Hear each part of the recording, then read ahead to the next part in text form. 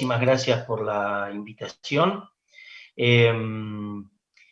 Nos invitaron a reflexionar sobre cómo podríamos diferenciar las carnes producidas en el Valle 16 de Octubre, en la zona de Trevelin. Y bueno, para realizar esta reflexión, primero vamos a analizar un poco las calidades que pueden ser comunicadas y después reflexionar un poco sobre las posibles estrategias de diferenciación de estas carnes. En primer lugar, tenemos que tener en cuenta que la evolución de lo que es el concepto de calidad hoy marca percepciones diferentes.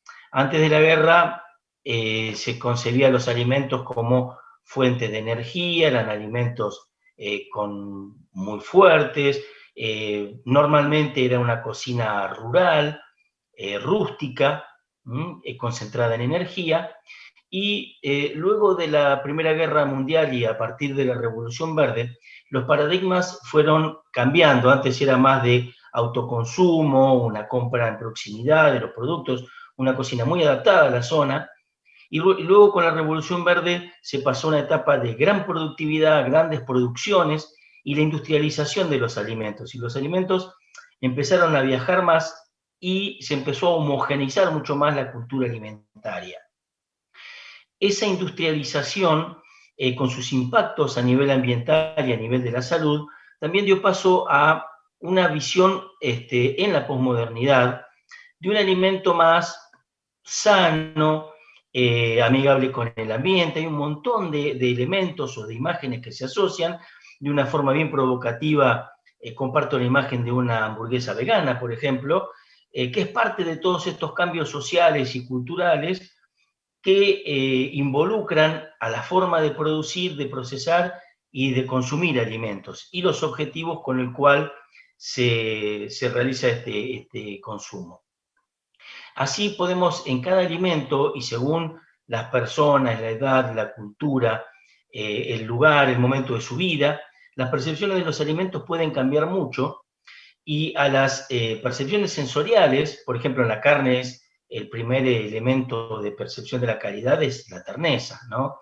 Una carne, ante todo, se evalúa si es tierna o no. El sabor, y al momento de compra y de consumo también el color, la concentración de la grasa, el color de la grasa.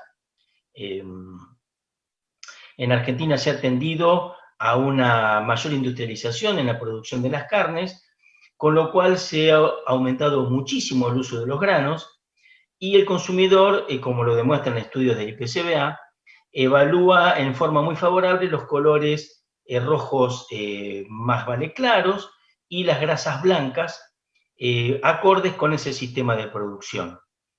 También hay otros elementos que se tienen en cuenta, como el impacto ambiental. La ganadería vacuna, por ejemplo, está en muchos ámbitos cuestionada por su impacto ambiental, con elementos a favor, elementos en contra, pero también tenemos que tener en cuenta que hay una gran diversidad de sistemas, y la ganadería, el impacto ambiental y territorial varía entre una región y otra y entre un sistema y otro.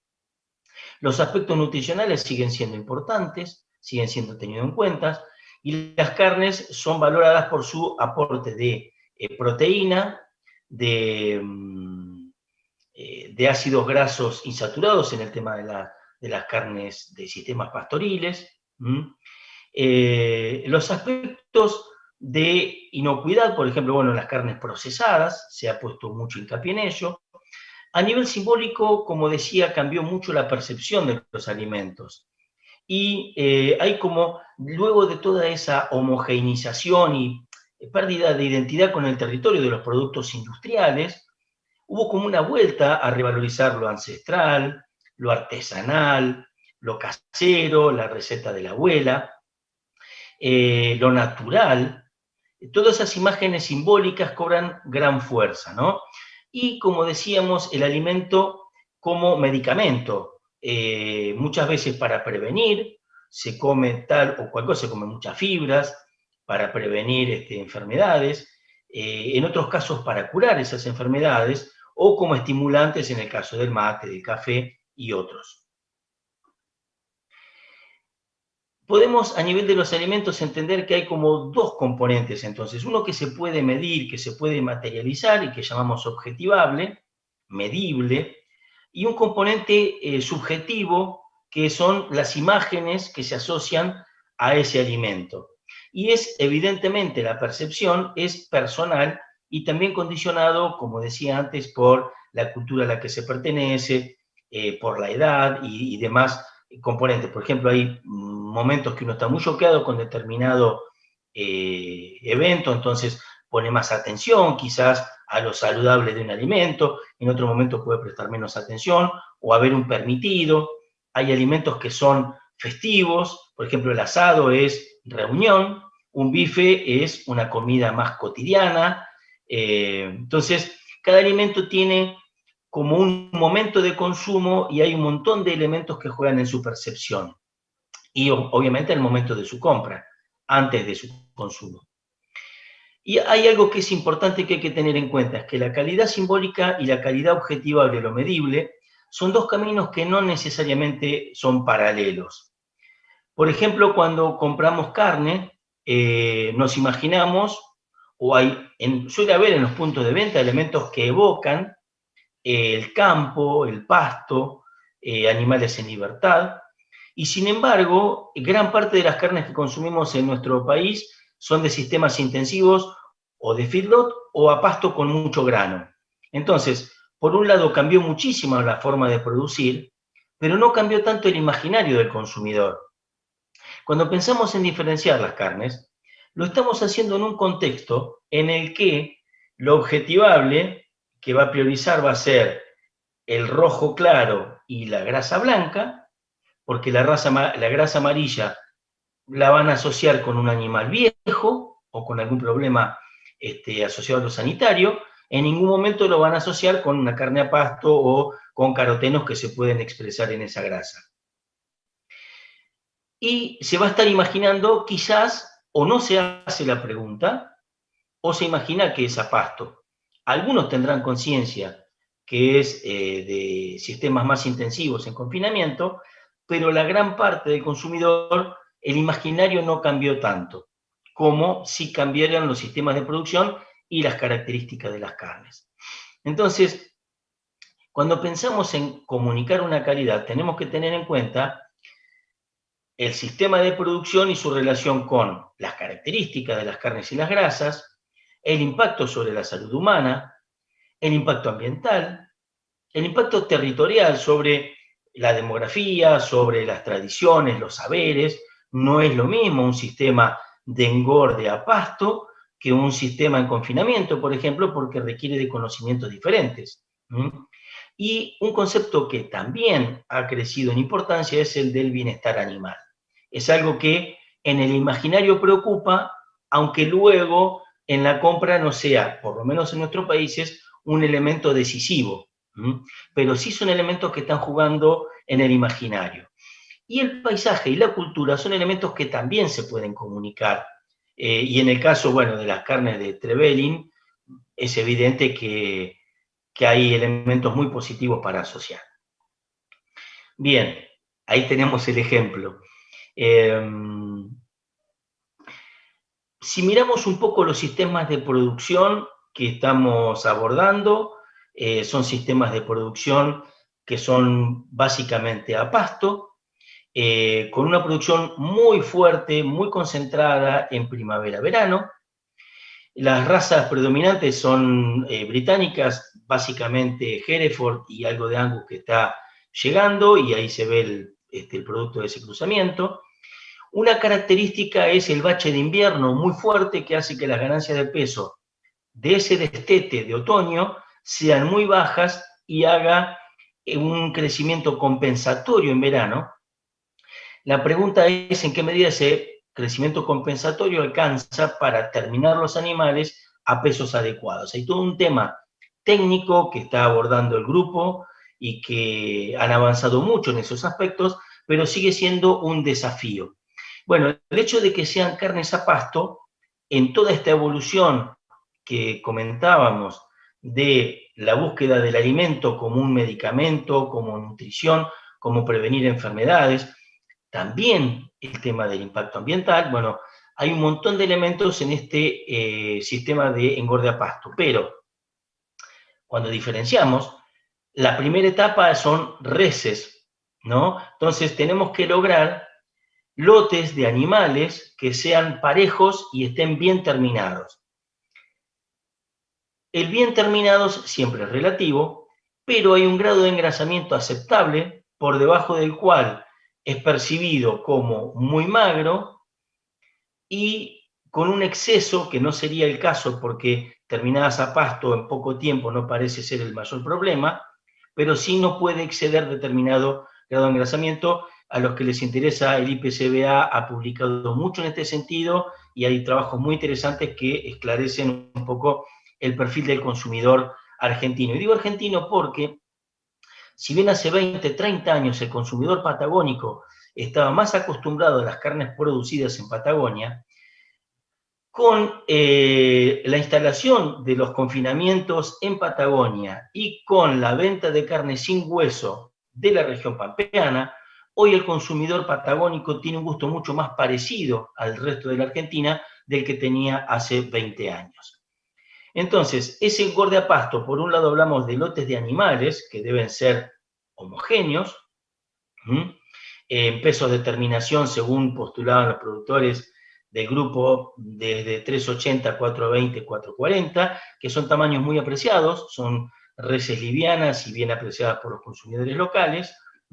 Surgen los desafíos, bueno, la comunicación justamente del perfil de ácido graso con la relación omega 3, omega 6, que es tan valorada hoy día. Bueno, las carnes a pasto, justamente el punto fuerte es conservar esa calidad tradicional de las carnes que a pasto tienen un perfil de ácidos grasos insaturados que pueden tener consumidas en las cantidades que son recomendadas, un impacto muy positivo sobre la salud.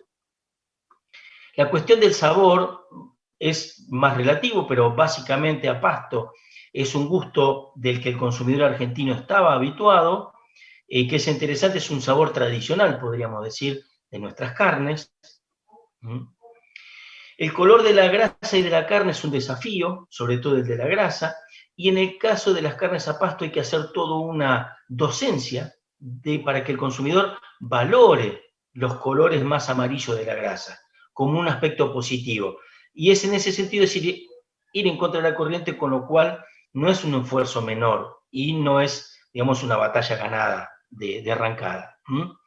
Y la cuestión de la terneza, como decíamos hoy, es central, no solo en la etapa de producción, que vamos a ver que está relacionada con el bienestar animal, con las ganancias de pesos adecuadas, con buenos grados de terminación, que tengan buen marmoreo, y también el tratamiento en faena, en transporte de faena y post-faena. Y sobre todo si estamos pensando en cortes al vacío, tener en cuenta que el vacío hace más lenta la maduración de las carnes, con lo cual tenemos que llegar con una muy buena carne al momento de envasar al vacío. Comunicar que estos manejos contribuyen a preservar el ambiente en la medida que se hagan en forma responsable, y en la medida que estas actividades permiten conservar los agroecosistemas, estamos contribuyendo a la preservación de la biodiversidad. El bienestar animal es uno de los temas abordados por este grupo, así que solo quiero destacarlo, que es un atributo a comunicar, y todas las prácticas y conocimientos que se movilizan en esta región para lograr esas carnes son elementos que pueden ser comunicados y valorados. Bueno, vimos qué calidades se pueden comunicar. El tema ahora es cómo y a quién, ¿no es cierto? Y no parece una batalla tan fácil, pero sí se ve que hay muchos elementos positivos a comunicar. Carnes a pasto. Hay una cuestión a observar que es el invierno, cómo se alimenta ese animal en invierno, de dónde vienen esos alimentos, por el impacto ambiental, y también por el impacto sobre el perfil de ácidos grasos. De todos modos, los especialistas coinciden que con 5 meses de alimento a pasto posterior a una alimentación con suplementación, solamente a pasto durante 5 meses debería volver a dar el perfil de las carnes a pasto. El hecho de que sean raza británica, que contribuye a un buen marmoreo, terneza, facilidad de engorde, y acá quiero poner especial atención en los biotipos, porque dentro de las razas británicas, las modas que aumentaron el tamaño e hicieron más magras a las razas, esos biotipos más new type no se adaptarían a estos sistemas y dificultarían mucho lograr homogeneidad y grado de engrasamiento a pasto. Entonces, la genética también es otra de las cuestiones a tener en cuenta, pero creo que los biotipos que se manejan en esta región se adaptan a este tipo de manejo. Una limitante que parece fuerte es que la oferta de animales terminados se da en otoño y es muy concentrada en fin de febrero, marzo, abril, eventualmente mayo. Entonces, una cuestión que limita muchísimo la articulación con la demanda es esa estacionalidad tan fuerte de la oferta, que, pensándolo en cortes al vacío, puede prolongar un poco la oferta, porque aparentemente los especialistas lo dirán, hasta 3 meses puede aguantar bien un corte al vacío, pero tiene un costo financiero y estaríamos llegando hasta julio. Entonces, el tema es qué mercados abastecer, porque si están concentrados y no es en la época de mayor turismo, parecería el consumidor regional el destinatario de estos esfuerzos y de esta diferenciación. Por los volúmenes que se puedan manejar y que se vaya construyendo como mercado, quizás al principio esté bueno que sea zonal, porque esto es una construcción, toda diferenciación es una construcción en el tiempo, todos los productos tienen que ir haciéndose conocer, con sus bondades, corrigiendo defectos, generando confianza. Si fuera patagónico, hay centros importantes de consumo en toda la Patagonia, que bien podrían ser receptores de este tipo de carnes. Y el tipo también de cliente y de consumidor, porque el cliente puede ser, por ejemplo, si son envasadas al vacío, se pueden vender en comercios, que no necesariamente tienen que ser carnicerías. Pueden ser carnes a pasto, pueden ser complementarias de otros productos que vendan determinados comercios.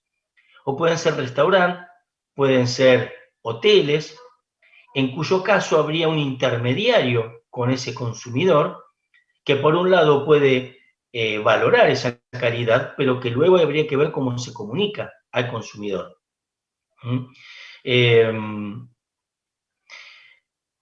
Mucho cuidado y mucha atención en las articulaciones con los actores de la etapa de faena y de distribución. Yo creo que el secreto para que estos proyectos funcionen a mediano y largo plazo es que haya gente confiable, comprometida, que sientan que la calidad que diferencian vale la pena ese esfuerzo. Y también se puede pensar en articulaciones directas con consumidores a través, en el tiempo, desarrollando sistemas comerciales de comercio electrónico que bien pueden facilitar la articulación productor-consumidor. Por último, me gustaría abordar brevemente qué tipo de sello permitiría comunicar mejor estas calidades. Bueno, carnes orgánicas no necesita mayor explicación. La cuestión de las carnes orgánicas pasa muchas veces por los costos de certificación y por la ubicación de los consumidores que aprecien el sello de orgánico, pero bueno, creo que hay alguna experiencia en ese sentido, puede servir como insumo. Una denominación de origen, en realidad uno tendría que preguntarse si los mallines de la región de Trevelin son una unidad geográfica en lo ambiental y en lo cultural, o si forman parte de un ambiente más amplio, y si fuera más amplio, hasta dónde alcanza, y esos ambientes y esas prácticas, esa combinación de lo biofísico y de lo humano en el manejo, si dan alguna particularidad en las carnes, y en caso de que se comprobara que efectivamente hay una calidad particular, única, debido a esas condiciones especiales de producción, se podría pensar en una denominación de origen, pero habría que pensar en qué escala territorial. si es suficiente a nivel zonal o si es más amplio.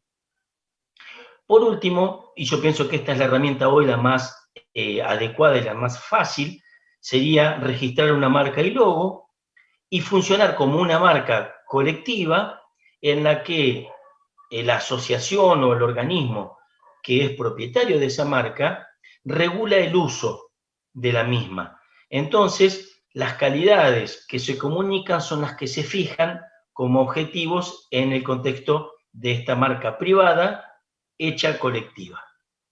Muchas gracias.